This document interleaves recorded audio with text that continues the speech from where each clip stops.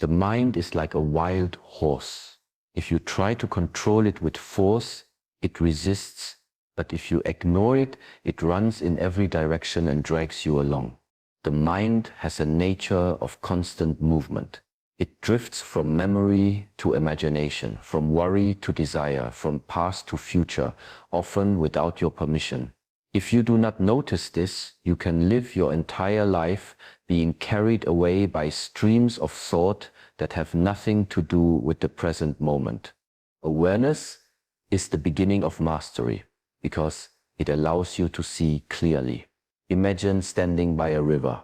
If you step into it without attention, the current sweeps you away. But if you stand on the shore and watch, you see how the water flows, where it speeds up, where it slows down, and where it changes direction. This is what awareness does. It gives you a vantage point, a place where you are no longer trapped inside the movement of thought, but able to observe it. Many people believe that controlling the mind is about force, about stopping thoughts from arising. But the truth is that the mind cannot be silenced by willpower alone.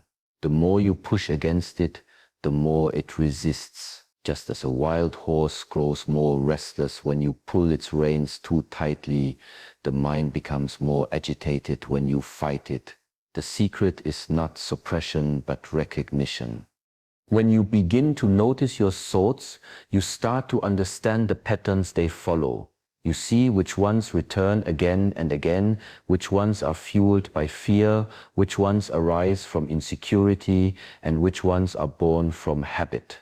With awareness, you no longer mistake every thought for truth.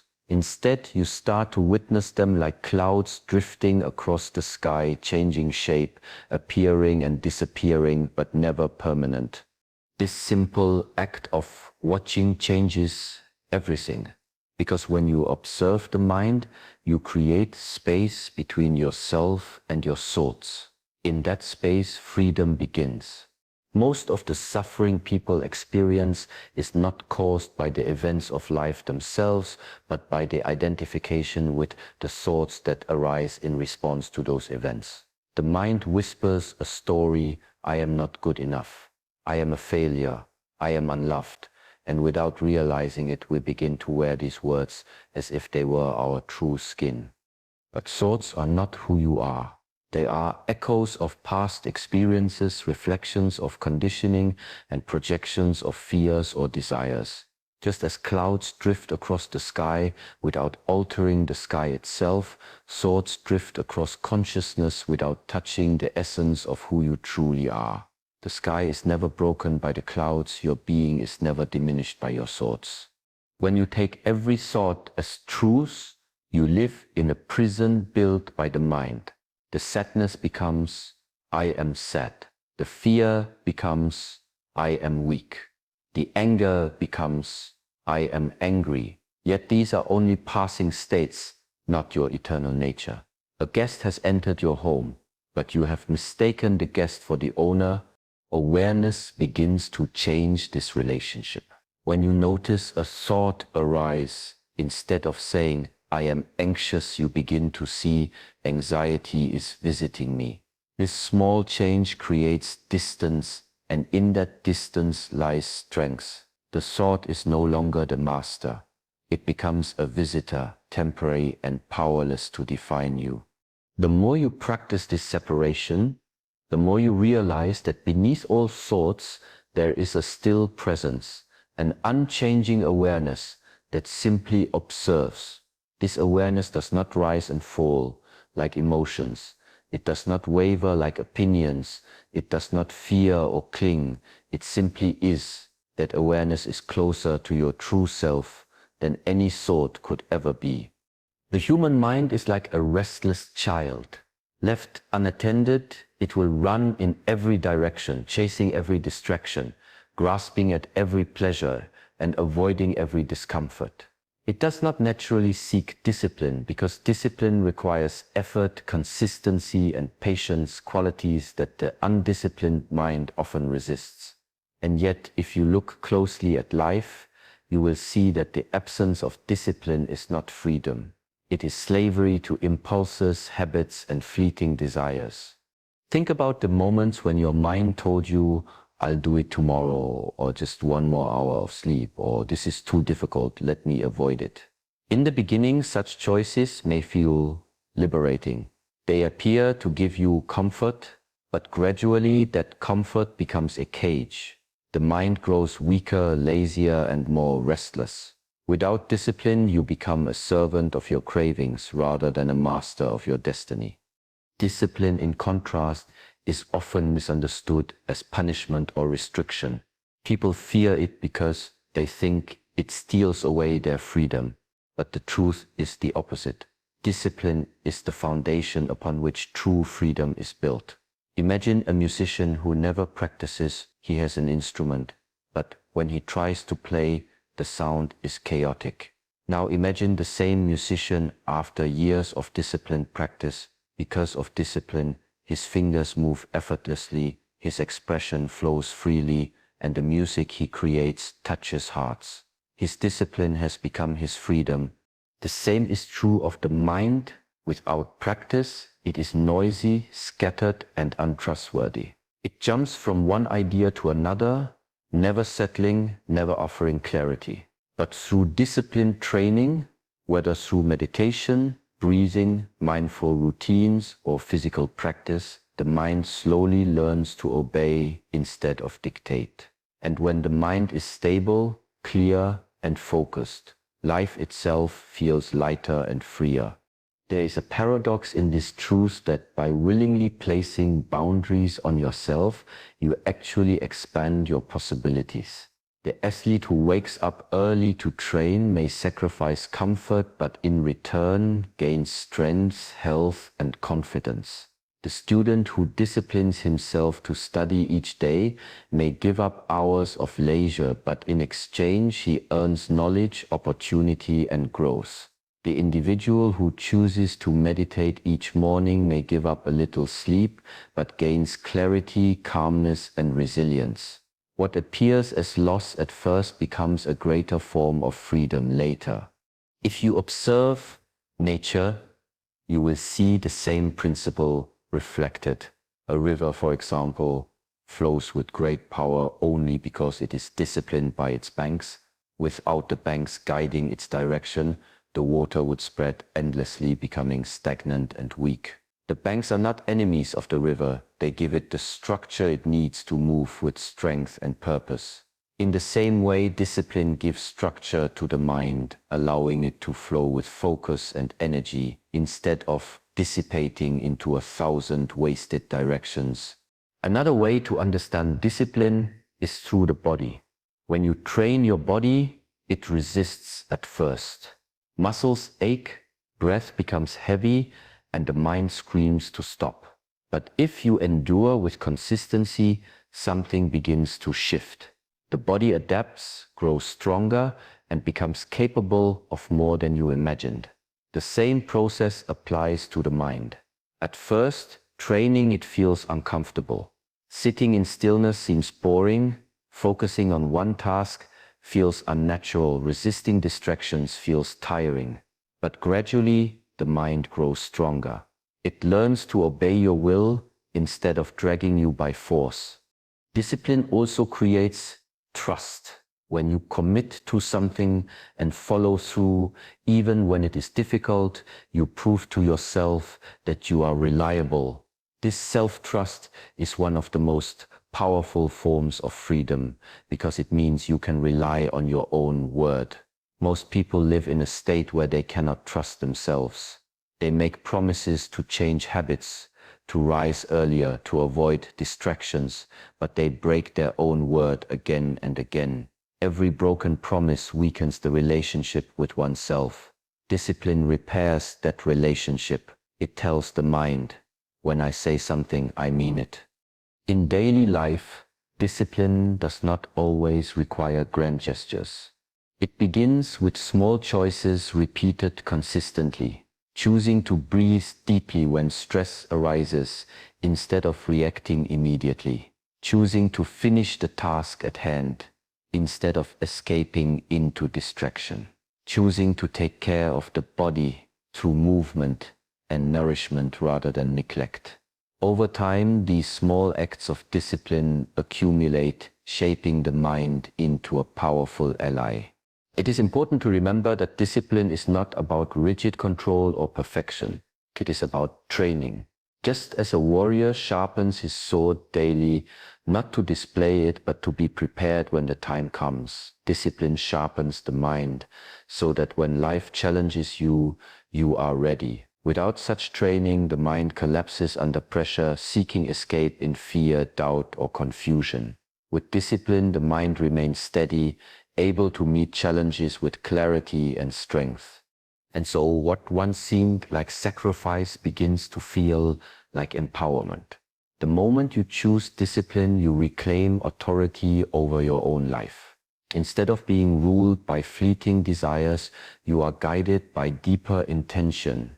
Instead of living reactively, you begin to live deliberately. The mind becomes less of a master demanding your obedience and more of a loyal companion serving the path you have chosen. The mind is like fertile soil. Whatever seeds are dropped into it, whether good or bad, will eventually grow. If you are careless about what enters, the weeds of negativity, fear, and confusion will take root and spread. But if you are careful, if you choose what to plant and what to remove, the soil of the mind can produce clarity, strength, and peace. Every single day, your mind is receiving countless impressions. The words you hear from people, the images you see on screens, the stories you consume through books or conversations, the music, the advertisements, the environment, all of these are seeds. Some are planted with your permission, others enter without you even realizing it. And once they are in, they begin to shape the way you think, the way you feel, and ultimately the way you act. Many people wonder why they are anxious, restless, or insecure. They search for reasons in their past, in their circumstances, in their relationships, but rarely do they examine the constant stream of input they allow into their mind. A person who surrounds themselves with gossip, comparison, violent entertainment, or constant noise cannot expect to have a mind filled with peace and clarity. What enters repeatedly will eventually define the inner landscape. Guarding the gate of input means becoming aware of this stream and taking responsibility for what you allow inside. Just as you would not let a stranger walk into your home carrying poison, you should not allow harmful influences to enter your mind unchecked. Yet many do exactly this. They let negative voices, destructive ideas, and unhealthy patterns walk freely into their mental space and then wonder why the atmosphere within feels heavy. Consider this. If you eat unhealthy food every day, your body weakens. If you breathe polluted air constantly, your lungs suffer. The same law applies to the mind. If you consume mental pollution through toxic conversations, endless comparisons on social media, fear-driven news, or voices that only criticize, you are feeding your mind substances that corrode it from within. Guarding the gate does not mean avoiding reality or hiding from the world. It means exercising discernment. It means asking yourself, does this strengthen me or weaken me? Does this uplift me or drag me down? Does this open my heart or close it? By asking these questions, you begin to filter. You become the caretaker of your own inner environment. One way to understand this is through the image of a garden. Imagine you are growing flowers. If you are careless, weeds will grow faster than the flowers. If you are inattentive, insects will eat the leaves. If you pour dirty water on the soil, the flowers cannot bloom. But if you guard the garden, if you water it carefully, remove the weeds, and allow enough sunlight, the flowers will thrive. The mind is no different. It cannot flourish if you are not vigilant about what enters. This vigilance must extend to both external and internal inputs. External inputs are obvious. The media you consume, the people you surround yourself with, the environment you live in, internal inputs are subtler. The beliefs you repeat to yourself, the self-talk you engage in, the stories you tell about who you are. If you keep saying to yourself, I am not capable, I am unlucky, I am unworthy, these words become seeds too. Over time, they sprout into a forest of doubt and fear. Guarding the gate means not only choosing what to hear from the outside world, but also being mindful of the language you allow within. There is also the principle of balance. The mind cannot thrive on constant stimulation. Even when the input is positive, too much of it creates noise. A person who endlessly consumes information without stillness becomes overwhelmed. Guarding the gate sometimes means closing it completely, sitting in silence, switching off the noise, allowing the mind to rest. In this rest, the soil recovers, the weeds weaken, and clarity returns. It is worth noticing how deeply repeated input shapes identity. If you repeatedly hear voices of encouragement, wisdom, and truth, your mind begins to reflect those qualities. If you repeatedly hear voices of anger, fear, or despair, your mind will mirror them instead. This is why the people you spend time with matter greatly. Every conversation leaves an imprint, every interaction plants something. To guard the gate, you must choose your company with care, just as you choose the food you eat or the water you drink. Technology has made this more challenging than ever before. With screens always within reach, the gates of the mind are constantly open. You may not even notice how many seeds are being planted each day. A single scroll through social media can plant dozens of comparisons, insecurities, or distractions. A few minutes of news can plant fear and hopelessness. A short argument online can plant anger that lingers for hours. Awareness of this is the first step. Without awareness, you are like a gatekeeper who has fallen asleep while countless strangers walk in. But once you awaken, you realize that the gate is yours to guard. You begin to choose carefully what you watch, what you read, and who you listen to. You begin to recognize the power of silence, the power of uplifting words, the power of nourishing knowledge. Over time, this discipline transforms the inner landscape. The weeds of negativity shrink, the flowers of clarity and wisdom bloom. The mind becomes less reactive, less restless, less clouded. It begins to reflect the quality of the seeds you have chosen to plant. Guarding the gate is not about isolation, it is not about rejecting the world, it is about recognizing that the world is constantly offering you seeds and you must choose which ones to plant. No one else can do this for you. Just as no one else can breathe for you or eat for you, no one else can protect the gate of your mind. The responsibility is yours, and so too is the freedom that comes from taking it seriously. The mind is naturally restless. It moves like the wind, always shifting, always searching, never content with staying in one place.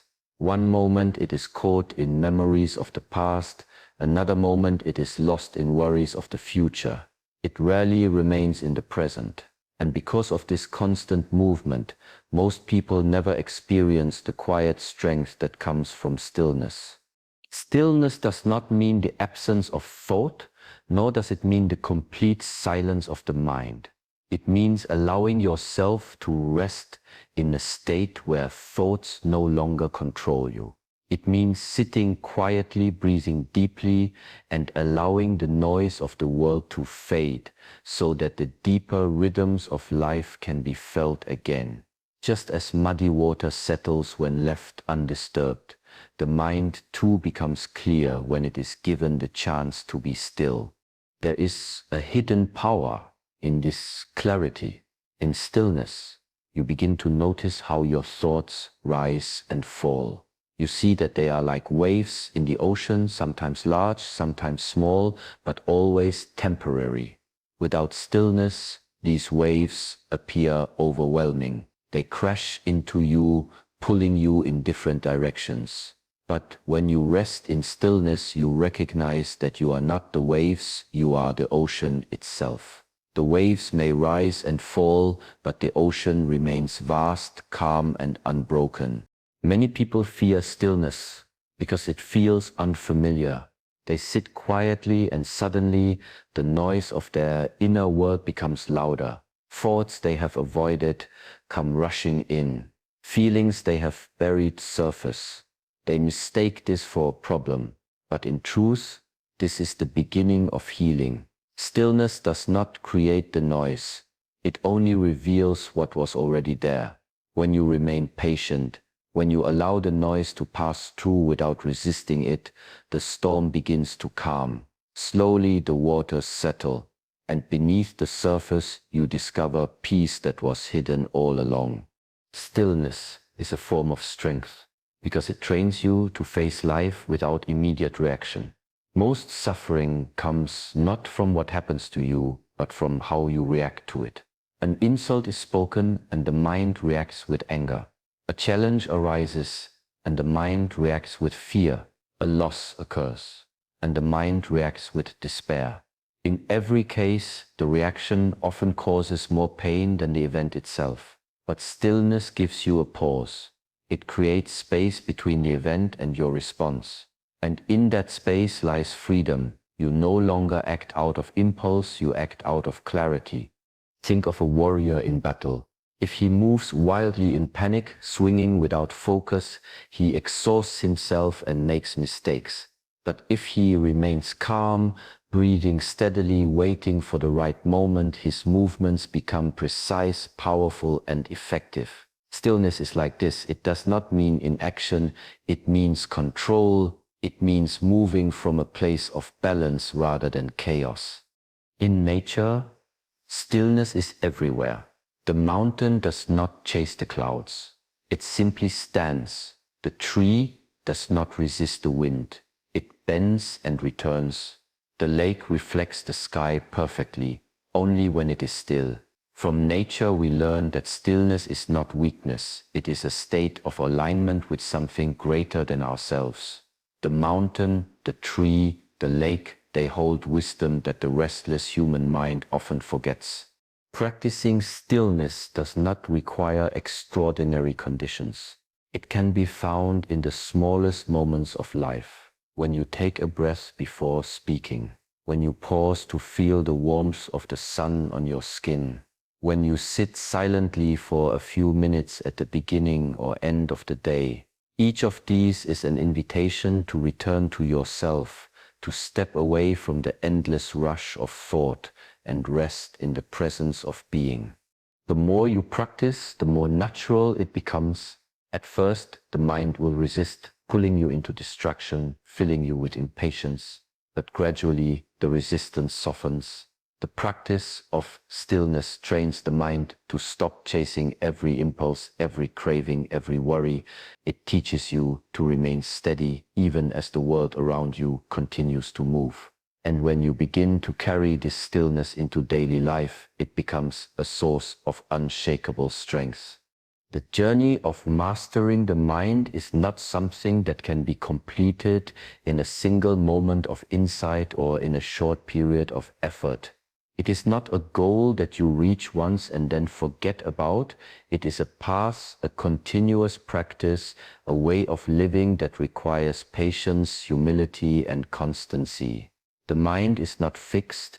It is ever-changing, just as the seasons shift, just as rivers change their flow, just as the sky holds both storms and clear days. To expect it to remain still or perfectly mastered forever is to misunderstand its nature. There will be days when the mind feels calm, focused, and clear. In those moments, it is easy to believe that mastery has been achieved, but then life shifts, challenges arise, unexpected emotions surface, and the mind becomes restless again. This does not mean failure. It simply means that mastery is a practice to return to again and again. Just as one cleans their home regularly to prevent dust from building, the mind too must be attended to daily. Neglected for too long, and old patterns, fears, and distractions will slowly begin to take over. This ongoing practice requires patience because the mind does not transform instantly. Just as a seed takes time to grow into a tree, the training of the mind unfolds gradually. At first, the changes are subtle, an extra moment of calm before reacting, a deeper breath taken in a stressful situation, a clearer perspective during confusion. Over time, these small shifts accumulate, and what once felt impossible begins to feel natural. Mastery reveals itself not in grand achievements, but in the quiet, consistent improvements that shape the way you live each day. It also requires humility. Many believe that once they have tasted clarity, once they have experienced peace, they are beyond the struggles of the mind. But pride itself becomes a new trap. The moment you believe you are above the mind finds new ways to take control through arrogance, through carelessness, through the assumption that no further practice is needed. True mastery accepts that the work never ends, that even the wisest and most disciplined must remain students of their own inner world. The mind is like a mirror. It reflects whatever stands before it. Without regular practice, dust gathers on the mirror, and the reflection becomes unclear. You may still see shapes, but the details blur, and the light dims. With practice, you wipe the mirror clean again and again, until clarity returns. This cleaning is never final. It is part of life itself. Each day brings new dust, new challenges, new influences. Each day asks you to return to the practice of awareness, of discipline, of stillness. There is also a rhythm to this practice. Some days the effort feels easy, on others it feels heavy. Some days the mind responds quickly, on others it resists with stubbornness. Understanding this rhythm is part of the path. You do not demand perfection from a child learning to walk. You encourage each step in the same way you must treat your own mind with patience, guiding it with persistence rather than frustration. The beauty of seeing mastery as lifelong practice is that it removes the pressure of finality.